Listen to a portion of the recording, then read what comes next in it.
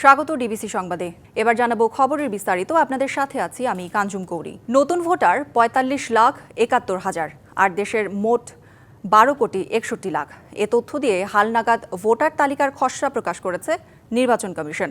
এতে কারো তথ্যে ভুল থাকলে সংশোধনের জন্য ১২ দিন রাখা হয়েছে। সারা দেশে উপজেলা ও থানা নির্বাচন কর্মকর্তার কার্যালয়ে স্ব এলাকার তালিকা প্রকাশ করা হয়েছে। এতে কারো ভুল থাকলে সংশোধন করে নিতে পারবেন। জানা গেছে এবারের হালনাগাদে ৪৪ লাখের মতো নতুন ভোটার যুক্ত হচ্ছেন। এদেরই তথ্য খসড়া সম্পূরক তালিকায় প্রকাশ করা হয়েছে। যাদের বয়স ৩১শে অক্টোবর পর্যন্ত ১৮ বছর পূর্ণ হবে তারাও ত্রয়োদশ জাতীয় সংসদ নির্বাচনের ভোটার তালিকায় যুক্ত হবেন। সকল কাজ শেষে চূড়ান্ত ভোটার তালিকা প্রকাশ করা হবে ৩১শে আগস্ট।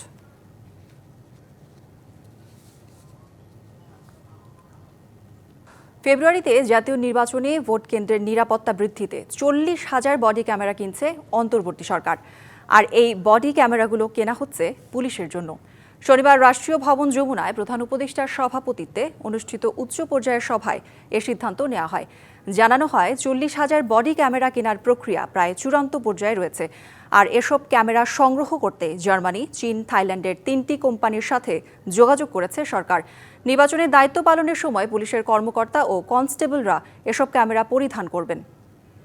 আর্থিক খাত কিছুটা স্থিতিশীল হলেও রাজনৈতিক খাতে এখনও স্থিতিশীলতা আসেনি। সকালে সিপিডির আয়োজনে অন্তর্বর্তী সরকারের ৩৬৫ দিন শীর্ষক আলোচনা অনুষ্ঠানে কথা বলেন বাংলাদেশ ব্যাংকের গভর্নর আহসান এইচ মনসুর। এই মুহূর্তে সবাই বিনিয়োগে ঝাঁপিয়ে পড়বে এমন প্রত্যাশা থাকলে সেটি ভুল বলেন গভর্নর। বিনিয়োগ পাইপলাইনে আছে, নির্বাচন সামনে, এজন্য হয়তো বিদেশিরাও এই মুহূর্তে বিনিয়োগ করবে না।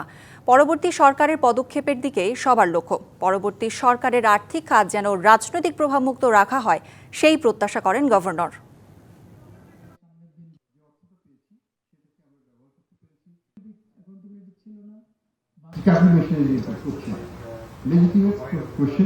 But answer is that who's going to invest in this environment?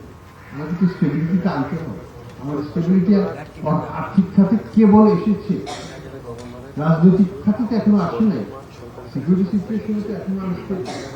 সবকিছু মিলিয়ে এখনই কেউ বিনিয়োগে ঝাঁপিয়ে পড়বে এই প্রত্যাশা যদি কারো থাকে, আমি বলছি। দর্শক, সচিবালয়ে কথা বলছেন স্বরাষ্ট্র উপদেষ্টা। আমরা সরাসরি যুক্ত হচ্ছি তার বক্তব্যে। ঘটনা ঘটছে, আপনি সেন্ট্রাল থেকে আপনার এদেরও মনে হয় এটার অ্যাক্সেস দেওয়া হবে, আপনারাও কিন্তু দেখতে পারবেন, ডিস্ট্রিক্টে দেওয়া হবে। আপনাকে ডিস্ট্রিক্টে যারা প্রতিনিধি যারা এরা নিজেরও করতে পারবে, যদি কোনো কেন্দ্রে কোনো ধরনের এরকম হইতে থাকে, ওটা ইভেন সিস্টেমটা এরকম হবে, মানে আমি হয়তো ডিটেল আপনাদের বলতে পারতেছি না, যে ওখান থেকে সিগন্যাল চলে আসবে। নির্বাচনে শোনেন, নিরাপত্তা আমাদের কোনো অরাজকতা হবে না, বাট নির্বাচনটা হলো সুষ্ঠু এবং সবভাবে হওয়ার জন্য কিন্তু শুধু আইন শৃঙ্খলা বাহিনী তো না, এটার ক্ষেত্রে মেইন ভূমিকা পালন করে যারা নির্বাচনে অংশগ্রহণ করবেন, যারা নির্বাচনে অংশগ্রহণ করবেন তাদের তারা নির্বাচনটা কিভাবে চাচ্ছে, এটা কিন্তু তাদের একটা বড় ধরনের। তারপরে আমাদের আসতে ইলেকশন কমিশন, আমরা কিন্তু সেই সময় ইলেকশন কমিশনের আন্ডারে থাকতে হয়।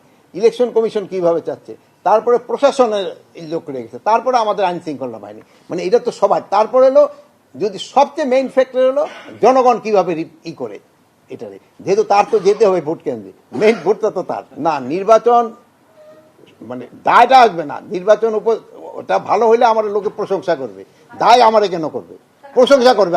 আমি এরকম ভাবে একটা নির্বাচন করে যেতে যাচ্ছি যেন লোকজন আপনারা যেন প্রশংসা করেন, দেখা হইলে যেন বলে ভাই কেমন আছেন, যেন আপনারা মুখ ঘুরে না নেন, এইটাই আমি চাচ্ছি।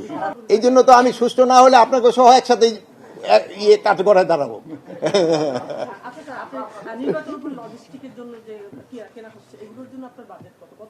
এই বাজেট তো আমরা এখন বাজেট তো ইলেকশন কমিশন থেকে দিবে। নির্বাচনের জন্য বাজেট কিন্তু স্বরাষ্ট্র মন্ত্রণালয় দেয় না, নির্বাচনের বাজেট ইসেরা দেখা দেয়, এই ক্ষেত্রে ইসেরা দেয়, এই কি বলে ফিনান্স দিবে ইলেকশন কমিশনে, আর ইলেকশন কমিশন এই খরচটার জন্য আমাদের কিছু টাকা দিবে। আরেকটা জিনিস ছিল, আপনাকে আরেকটা খবর জানাই, যে বর্ডার গার্ডের যে ইন্ডিয়ান যে বর্ডার গার্ড ডিজি, ওনার এখানে একটা ভিজিট আছে, মানে ওই যে আমাদের যে নর্মালি হয়, ওনার হলো 25 থেকে 28 আগস্ট উনি আবার আসতে, যে আমাকে প্রতি 6 মাস পর পর যে হয়, এটা তাদের ওই বিভিন্ন ওই আলাপ করার জন্য। বরিশাল নগরীর নথুল্লাবাদ বাস স্ট্যান্ডে দ্বিতীয় দিনের মতো বিক্ষোভের প্রস্তুতি নিচ্ছেন ছাত্র জনতা, কিন্তু আজ সকাল থেকেই ওই এলাকা ঘিরে রেখেছে আইন শৃঙ্খলা বাহিনী। সেখানে আছেন সহকর্মী সালে টিটু, যাচ্ছি তার কাছে। টিটু, এখন কি পরিস্থিতি দেখছেন জানাবেন। জনতার যে অবরোধ কর্মসূচি সেটা শুরু হয়, এখনো কিন্তু সেই কর্মসূচি চলছে এবং সেই কর্মসূচি কিন্তু ঘিরে রেখেছে সেনাবাহিনী, র্যাব, পুলিশ, আইন শৃঙ্খলা বাহিনীর সদস্য যারা রয়েছেন তারা। আসলে এখানে যাদের সাথেই কথা বলতে গিয়েছি তাদের সাথে সবার সাথে একটি অবিরোধ, শেরেবাংলা মেডিকেল কলেজ হাসপাতালে জরুরি বিভাগ থেকে ঢোকার সাথে সাথে মানুষকে হয়রানি, পদে পদে হয়রানির শিকার হতে হয়। বিশেষ করে একটা রুগীকে যদি ভর্তি দেওয়া হয় তার জন্য ট্রলির প্রয়োজন হয়। সেই ট্রলির জরুরি বিভাগ থেকে ঢোকার সাথে সাথে মানুষকে হয়রানি, পদে পদে হয়রানির শিকার হতে হয়। বিশেষ করে একটা রুগীকে যদি ভর্তি দেওয়া হয় তার জন্য ট্রলির প্রয়োজন হয়। সেই ট্রলির জন্য তাদেরকে 50 থেকে 200 টাকা পর্যন্ত কিন্তু গুনতে হয়। এছাড়া ডাক্তার তার ঠিক মতন পায় না। নার্স ডাক্তার যারা রয়েছেন তাদের ব্যবহারের কথাও তারা উল্লেখ করেছেন যে তাদের ব্যবহারটা এতটা খারাপ, এত মানুষ যে সময় একেবারে অসুস্থ হয়ে না যতক্ষণ পর্যন্ত না পারেন তারা মেডিকেলমুখী হন না। যে সময় মুরগির মুমূর্ষ অবস্থায় চলে আসে সে সময় কিন্তু তারা যায়। সে সময় গিয়েও কিন্তু তারা একটা ভালো ব্যবহারও পান না। ভালো ব্যবহার পেলেও কিন্তু যারা চিকিৎসা নিতে চান তারা অনেকটা সুস্থতা বোধ করেন, কিন্তু সেই ব্যবহারটুকু তারা পাচ্ছে না। এখানে যাদের সাথেই কথা বলেছি তারাই কিন্তু একই কথা তারা কিন্তু একই কথা বলেছেন যে মেডিকেলে যে ভোগান্তি, সে ভোগান্তি থেকে মুক্ত। আমি এখন একজন সাথে আসলে এই যে আন্দোলন হচ্ছে, কিসের জন্য আন্দোলন হচ্ছে আপনি মনে করেন? আমি এটা মনে করি যে শেরেবাংলা শুধু আজকে থেকে না, বিগত বেশ আগে থেকেই শেরেবাংলা সংস্কার করা প্রয়োজন ছিল, কিন্তু বিগত দিন ফ্যাসিস্ট সরকারের আমলে হয়নি। কারণ বিভিন্ন প্রকার সিন্ডিকেট ছিল এবং বিশেষ করে যে ডক্টরদের যে ব্যাপারটা, এখানে দেখবেন আপনার শেরেবাংলা ডক্টর থাকে হচ্ছে জুনিয়র ডক্টর যারা আছে ওনরা থাকে, কিন্তু সিনিয়র যে ডক্টররা ওনরা ওইভাবে সেবা দেয় না। ওনরা করে কি, ওনরা হচ্ছে আপনার বিভিন্ন ক্লিনিক, তারপর ডায়াগনস্টিক সেন্টার, এখানে বিভিন্নভাবে তারা বসে এবং টেস্ট বাণিজ্য যেটাকে বলে সিন্ডিকেট বাণিজ্য, সাথে সাথে যে ডায়াগনস্টিক সেন্টারগুলোতে হচ্ছে আপনার বিভিন্ন ধরনের টেস্ট দেয়। একটা পেশেন্টের একটা সমস্যা হলে 10টা 5টা টেস্ট দেয়। একটু আরেকজনের সাথে কথা বলবো। মেডিকেলের কি অবস্থা চলছে বর্তমানে? অবস্থা বলতে গেলে খুবই দুর্ভোগ। যদি আমি আমার ক্ষেত্র দিয়ে বলি, আমার বাবাকে নিয়ে রিসেন্টলি আমি শেরেবাংলাতে গেছিলাম।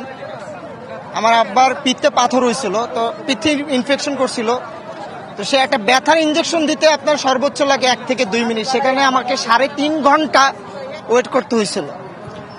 করি আসলে শুনছিলেন এখানে যারাই রয়েছেন এখানে আসলে তাদের কাছে যদি শেরেবাংলা মেডিকেল কলেজ হাসপাতাল সম্পর্কে কিছু জানতে হয় তাহলে দুর্ভোগের কথাই চলে আসবে। এই দুর্ভোগের কথা কিন্তু শেষ হবে না, আর এই কারণেই কিন্তু এই আন্দোলন। করি টিটু, ধন্যবাদ আপনাকে।